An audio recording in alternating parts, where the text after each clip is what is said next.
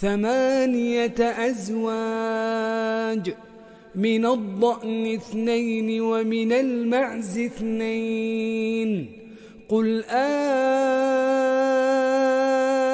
أذكرين حرم أم الأنثيين أما اشتملت عليه أرحام الأنثيين؟ نبئوني بعلم إن كنتم صادقين.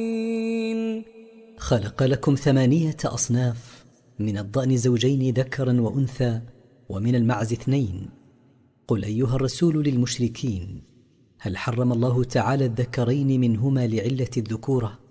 فإن قالوا نعم فقل لهم: لم تحرمون الإناث؟ أو أنه حرم الأنثيين لعلة الأنوثة؟ فإن قالوا نعم فقل لهم: لم تحرمون الذكرين؟ أو أنه حرم ما اشتملت عليه أرحام الأنثيين لعلة اشتمال الرحم عليه؟ فإن قالوا نعم فقل لهم: لم تفرقون بين ما اشتملت عليه الأرحام بتحريم ذكوره تارة وتحريم إناثه تارة؟ أخبروني أيها المشركون بما تستندون عليه من علم صحيح إن كنتم صادقين في دعواكم أن تحريم ذلك من الله. ومن الإبل 2 ومن البقر 2. قل أذكرين حرم أم الأنثيين أما اشتملت عليه أرحام الأنثيين؟ أم كنتم شهداء إذ وصاكم الله بهذا؟ فمن أظلم ممن افترى على الله كذبا ليضل الناس بغير علم، إن الله لا يهدي القوم الظالمين. وبقية الأصناف 8 هي 2 من الإبل و2 من البقر. قل أيها الرسول للمشركين: الله حرم ما حرم منها لذكورته أم لأنوثته أم لاشتمال الرحم عليه؟ أم كنتم أيها المشركون حاضرين بزعمكم حين وصاكم الله بتحريم ما حرمتم من هذه الأنعام؟ فلا أحد أعظم ظلما ولا أكبر جرما ممن افترى على الله الكذب فنسب إليه تحريم ما لم يحرم ليضل الناس عن الصراط المستقيم بغير علم يستند إليه. إن الله لا يوفق للهداية الظالمين بافترائهم الكذب على الله. قل لا أجد فيما أوحي إلي محرما على طاعم يطعمه إلا أن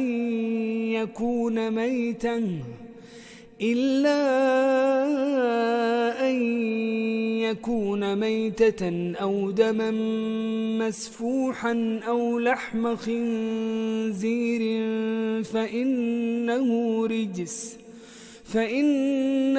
رجس أو فسقا أهل لغير الله به، فمن اضطر غير باغ ولا عاد فإن ربك غفور رحيم.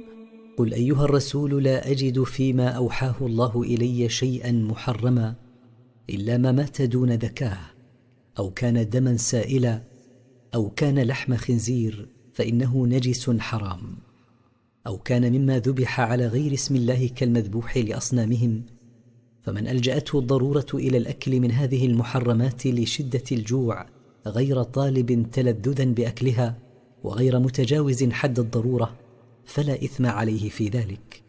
إن ربك أيها الرسول غفور للمضطر إن أكل منها رحيم به. ولما ذكر الله ما حرمه على الأمة ذكر ما حرمه على اليهود ليبين أن ما حرمه المشركون من الأنعام لا يستندون فيه على ما جاء من عند الله، وإنما يتبعون فيه إملاء الشيطان.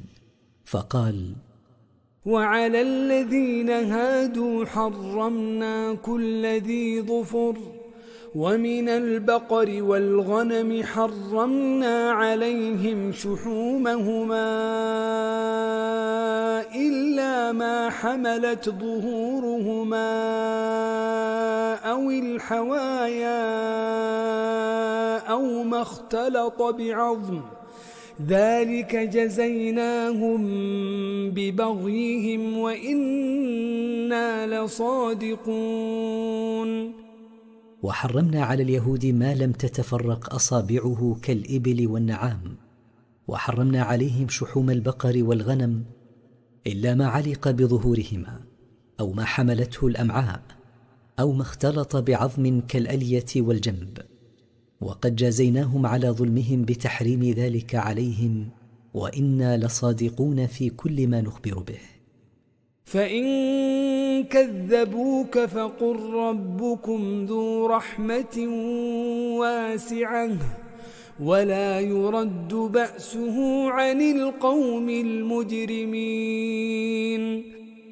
فإن كذبوك أيها الرسول ولم يصدقوا بما جئت به من ربك فقل ترغيبا لهم ربكم ذو رحمة واسعة، ومن رحمته بكم إمهاله لكم وعدم معاجلته لكم بالعذاب، وقل لهم تحذيرا لهم إن عذابه لا يرد عن القوم الذين يرتكبون المعاصي والآثام. سيقول الذين أشركوا لو شاء الله ما أشركنا ولا آباؤنا ولا حرمنا من شيء كذلك كذب الذين من قبلهم حتى ذاقوا بأسنا قل هل عندكم من علم فتخرجوه لنا إن تتبعون إلا الظن وإن أنتم إلا تخرصون. سيقول المشركون محتجين بمشيئة الله وقدره على صحة إشراكهم بالله لو شاء الله ألا نشرك نحن ولا آباؤنا بالله لما أشركنا به، ولو شاء الله ألا نحرم ما حرمناه على أنفسنا لما حرمناه. وبمثل حجتهم الداحضة كذب الذين من قبلهم برسلهم قائلين لو شاء الله ألا نكذب بهم لما كذبنا بهم، واستمروا على هذا التكذيب حتى ذاقوا عذابنا الذي أنزلناه عليهم. قل أيها الرسول لهؤلاء المشركين هل عندكم من دليل يدل على أن الله رضي منكم أن تشركوا به وأن تحللوا ما حرمه وتحرموا ما أحله؟ فمجرد وقوع ذلك منكم ليس دليلا على رضاه عنكم، إنكم لا تتبعون في ذلك إلا الظن، وإن الظن لا يغني من الحق شيئا وما أنتم إلا تكذبون. قل فلله الحجة البالغة فلو شاء لهداكم أجمعين. قل أيها الرسول للمشركين إن لم تكن لكم حجج إلا هذه الحجج الواهية فإن لله الحجة القاطعة التي تنقطع عندها معاذيركم التي تقدمونها وتبطل بها شبهكم التي تتعلقون بها، فلو شاء الله توفيقكم جميعا للحق أيها المشركون لوفقكم له. قل هلم شهداءكم الذين يشهدون أن الله حرم هذا فإن شهدوا فلا تشهد معهم ولا تتبع أهواء الذين كذبوا بآياتنا والذين لا يؤمنون بالآخرة وهم بربهم يعدلون. قل أيها الرسول لهؤلاء المشركين الذين يحرمون ما أحل الله ويدعون أن الله هو الذي حرمه أحضروا شهودكم الذين يشهدون أن الله حرم هذه الأشياء التي حرمتموها، فإن شهدوا بغير علم على أن الله حرمها فلا تصدقهم أيها الرسول في شهادتهم لأنها شهادة زور. ولا تتبع أهواء الذين يحكمون أهواءهم، فقد كذبوا بآياتنا حين حرموا ما أحل الله لهم. ولا تتبع الذين لا يؤمنون بالآخرة وهم بربهم يشركون فيساوون به غيره. وكيف يتبع من هذا مسلكه مع ربه؟ قل تعالوا أتل ما حرم ربكم عليكم ألا تشركوا به شيئا وبالوالدين إحسانا ولا تقتلوا أولادكم من إملاق نحن نرزقكم وإياهم ولا تقربوا الفواحش ما ظهر منها وما بطن ولا تقتلوا النفس التي حرم الله إلا بالحق ذلكم وصاكم به لعلكم تعقلون. قل أيها الرسول للناس: تعالوا أقرأ عليكم ما حرمه الله. حرم عليكم أن تشركوا به شيئا من مخلوقاته، وأن تعقوا آباءكم، بل يجب عليكم الإحسان إليهم، وأن تقتلوا أولادكم بسبب الفقر كما كان يفعل أهل الجاهلية. نحن نرزقكم ونرزقهم.